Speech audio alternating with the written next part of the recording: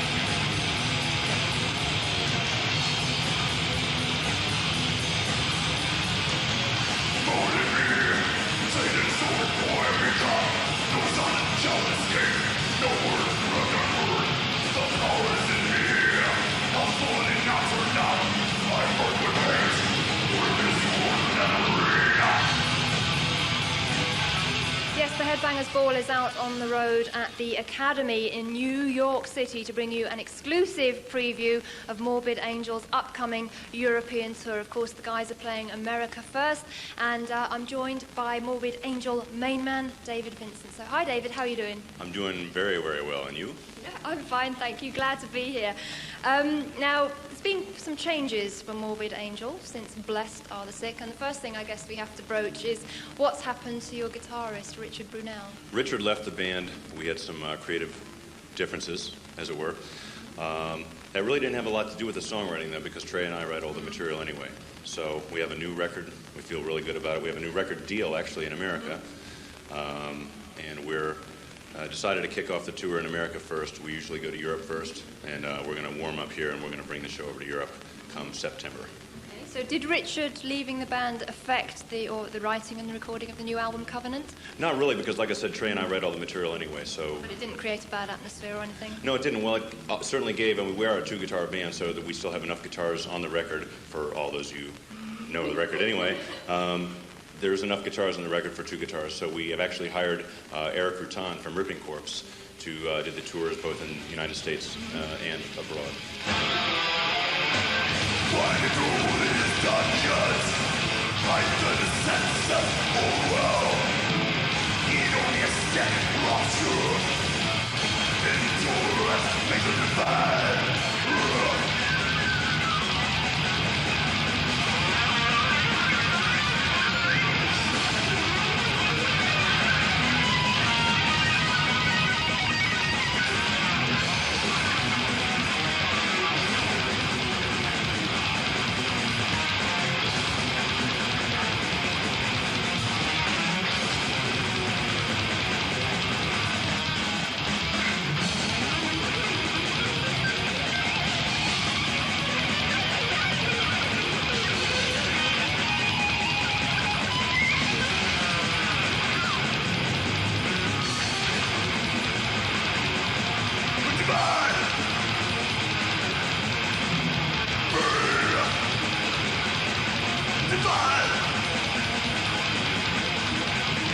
As we said, the new album is called Covenant, and that is kind of a secret pact or something. Now, is that something that's just within the band, or does it encompass a lot more than just the band? Well, it can encompass anything that you want it to encompass. It's up to you, and it's up to the listener to decide what it means for them. It does mean very many things, but the first of which certainly is no compromise on our creativity or our message. I don't footnote myself much anymore because I think that it destroys what people's perception of things can be. I think we get out a pretty fair package, which is a good representation of Morbid Angel. They have the lyrics, they have the music, and it's up to the listener to figure out what it means to them. I just wondered if it had any significance between you and Trey, because I know you have a very long-term, very intense kind of working relationship. Well, we do, and there's something that has been tried to be compromised by a lot of different people. A lot of roadblocks have come up. Certainly, you know, the extremity of our music is not something that is tolerable to everyone, but their intolerance is intolerable to us. So we're going to continue doing what we do, which is playing the most brutal music that's known to man. And we're going to do it with the style that only Morbid Angel can.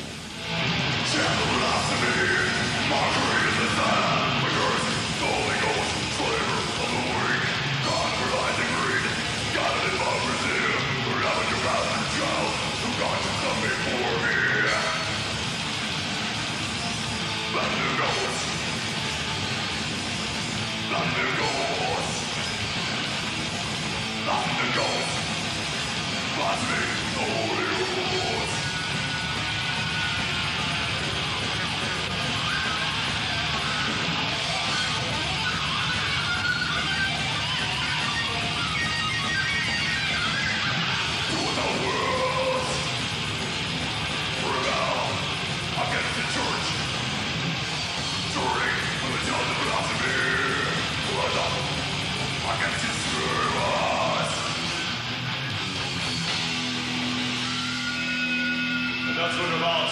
I'm coming to you to always fill this world with blasphemy.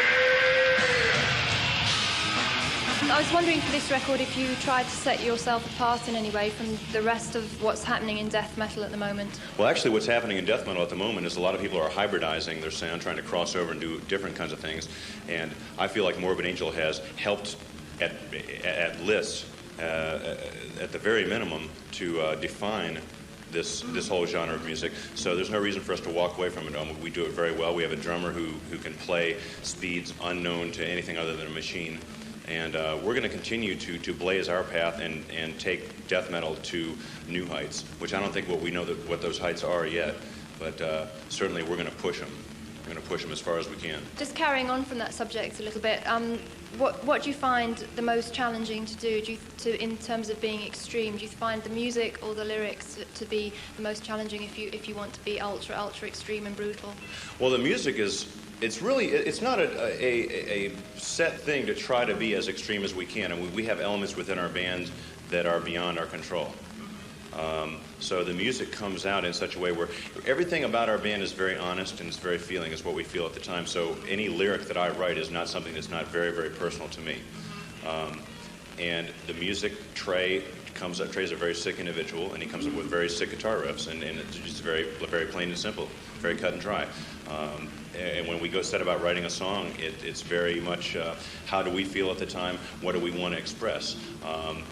We had a lot of frustrations pent up, thus the whole approach for Covenant. I mean, do you think that the album expresses your current views on life, or do you think your own personal views are like even more extreme than that, but you can't air them? Well, I will say that what I care to share with my listeners is what is on the record. Right. That answers that. We were talking a little bit earlier about Morbid Angel sort of being apart from what's going on in death metal, and I was interested as to why you chose to record at Morris Sound. I know you didn't use Scott Burns or Tom Morris, and that you used Rasmussen, but why go to Morris Sound? You could have gone anywhere in the world, I guess. Well, we actually used Tom to engineer the record. The convenient thing with Morris Sound is it's about 15 minutes drive from our homes. That's handy. When it's always a lot easier to be home listening to your own stereo and knowing what it sounds like, what the tapes sound like. So being able to be in a comfortable environment for us to work. Now, when it came to the mixing, certainly Fleming has a tremendous studio over in Copenhagen, and he's a pleasure to work with, by the way. At any rate, certainly for his part of the thing, which is the mixing, it needed to be in an environment where he felt most comfortable, and he felt like that he understood the sound coming out of his studio, because each studio sounds different. So that was the best thing. It's certainly a change of pace for us, too, because we've never left, actually, our little incubus of Florida to go anywhere else. So that was new for us.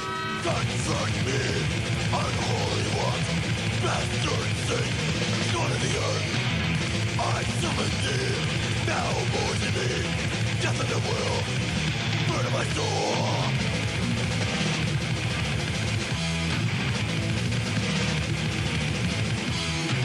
Drinks on me, enemies are grim, it's food, we are one, underworld, rebel defense, with your bells, I die again. can only comment and just say that we're very happy with the video. It's certainly a Morbid Angel video. It's nothing but a Morbid Angel video. And I'm very happy with it. I think Tony Kuhnwalder did an extremely good job directing it. And hopefully it will open up some more doors for us. But why be in rapture with the devil? I mean, are there any? Why don't you see that? Rapture is a transformation. It means into bliss. Is it? It means into bliss. That's all it means. It means transformation, transcending one boundary into another. But that isn't really suggested in the video. It's a different sort of rapture, as far as I can make out. Well, that's why there's so much different imagery in there, so that it allows the viewer to make up his or her own mind about the video. I witness in rapture, born again from a light.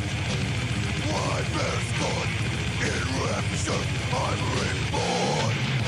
So if we could talk a little bit about the lyrics on Covenant, because please correct me if I'm wrong, but for this album they seem a lot more in black and white, straight ahead, not so obtuse as on previous records. Am I right? Well, they're a lot less colorful, I think, because I was a lot angrier. There's a lot of things. See, we're living in very, very aggressive times now. And this is one thing that makes Morbid Angel a band for the 90s.